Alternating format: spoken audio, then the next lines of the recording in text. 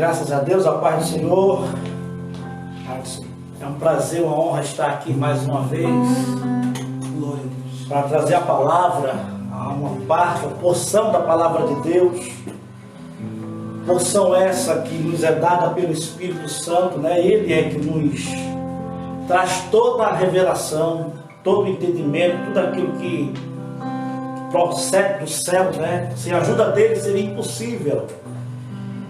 E estamos aqui nessa noite incumbidos de trazer essa palavra, né? Temos acompanhado essa live, já tem sido aqui falado das grandes coisas que tem acontecido importante, né? Nosso pastor não foi possível estar conosco hoje devido a uma viagem que ele teve que fazer, chegou muito tarde, mas estamos aqui para fazer a vontade do Senhor. Louvo a Deus pela vida dos meus companheiros aqui presentes, né? Pela inspiração dada por Deus a esse jovem levita, Jordi. Louvado seja o nome do Senhor. Temos já sentido a presença de Deus aqui nesse lugar. Aleluia. Deus tem falado conosco, né? Deus tem falado conosco. E quando foi nos dado o convite, né, para trazer a palavra de Deus, eu, meditando na palavra, encontramos um versículo abençoado, uma passagem abençoada para nós meditarmos. Mas antes disso, eu gostaria de convidar você a fazer parte do nosso grupo, né? Nosso grupo, a cada dia que passa tem crescido aí no nosso canal de youtuber, nas nossas postagens que temos feito a respeito da Escola Bíblica Dominical, e lá tem um curso importante que temos colocado para os professores para capacitação.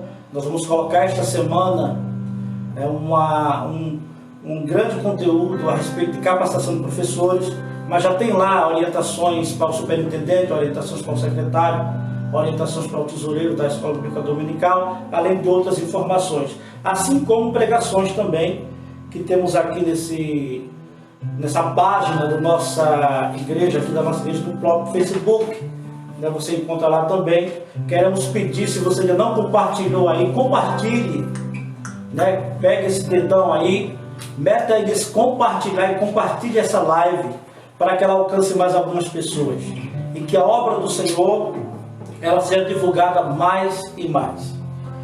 Então a palavra de Deus está aqui no livro de 1 Samuel. Eu queria apenas fazer uso aqui de um versículo, mesmo até porque nós vamos nos encantar sobre essa passagem que fala sobre a aparição, né, de Davi mais uma vez no cenário bíblico, porque até então nós sabemos que depois que ele foi ungido rei no lugar de Saul, ele se ausentou para a casa do seu pai, e um tempo depois é que nós passamos a verificar a sua não ausência, né? Não ausência no cenário histórico aqui da Bíblia Sagrada, nessa passagem que fala sobre após a sua consagração ali, a sua unção como rei de Israel.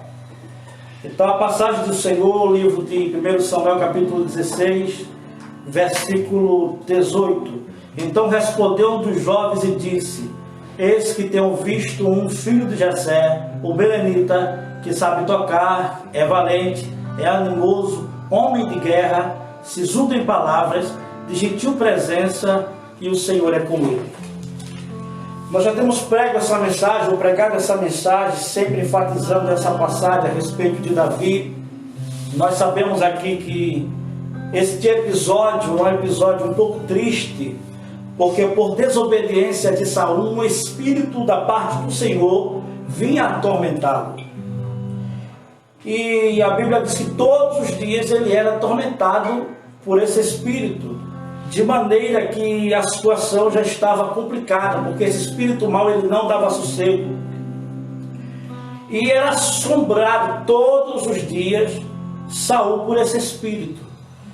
E alguém pensou, alguém teve a brilhante ideia de que a música seria um dos grandes instrumentos aqui para poder acalmar o rei diante daquele espírito.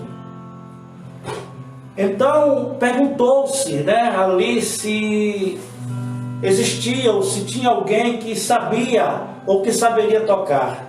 Então o que me admira nessa passagem aqui é a atitude do moço de Saul, daqueles servos que estavam ali, porque revela-nos algo frustrante às vezes para nós. O trabalhar de Deus tem sido grande ali naquele momento, naquele instante. Eu até quando prego essa mensagem, já preguei algumas vezes, essa semana mesmo tive o prazer de falar sobre ela, e um dos títulos que eu coloquei foi: até os fofoqueiros são usados por Deus para abençoar o crente.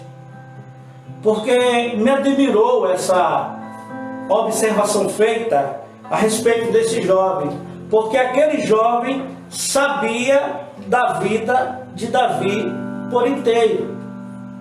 Então fica aquela análise do Salmo 51, né, que diz que as pessoas, existe sempre uns olhos atentos a tudo aquilo que nós vamos fazer. Então nós somos observados todo instante, todo momento nós somos observados. As pessoas querem ver como é que nós estamos lidando com as situações. As pessoas ficam querendo saber como está a nossa vida. As pessoas querem, às vezes, saber como está o casamento, ou como está a tua vida familiar, ou como está o teu trabalho. Então sempre existe essa curiosidade a respeito de alguém, a respeito da tua vida. E às vezes essa curiosidade torna-se prejudicial, porque as pessoas não sabem diferenciar aquele sentimento que tem e acabam às vezes fazendo aquilo que não é para ser feito. Então a análise feita a respeito desse jovem, ela é um pouco intrigante com relação àquilo que está sendo falado. Parece uma coisa que passa despercebido, mas a pergunta feita aqui é se existia ou se conhecesse alguém que soubesse tocar harpa, porque a partir do momento em que se alguém que tocasse essa harpa, esta música, esse espírito sairia. E foi feita a pergunta se alguém conhecia alguém que soubesse tocar harpa. Mas os detalhes da vida de Davi foram expostos ali. Sabemos e entendemos que era o trabalhar de Deus. Deus estava trabalhando para colocar Davi no lugar que ele deveria estar. Porque depois que ele foi ungido, ele se ausentou-se, então era necessário trazer. Deus queria trazer Davi para a história. E usou alguém que gostava de observar a vida de alguém para poder pôr Davi na história. Então o que é interessante aqui é que os detalhes daquilo que o jovem conhecia a respeito de Davi. Veja bem, quando perguntou se existia uma pessoa que saberia tocar, o jovem disse: eu conheço um, filho de Jessé. Ou seja, se aqui é um ambiente de guerra, se aqui é um ambiente de luta, de batalha, porque o exército estava dentro da guerra, estava dentro da batalha, como é que aquele indivíduo sabia que Davi sabia tocar, se não estivesse observando Davi de longe? Então ele observava Davi, ele via o que estava acontecendo ao seu redor. Aquele jovem não deixava passar nada, ele sabia de tudo o que estava acontecendo ao seu redor. Então ele sabia que Davi sabia tocar, e tocar bem, porque ele já tinha visto Davi tocar. Eu só sei que uma pessoa sabe fazer uma coisa bem se eu ver a pessoa fazendo.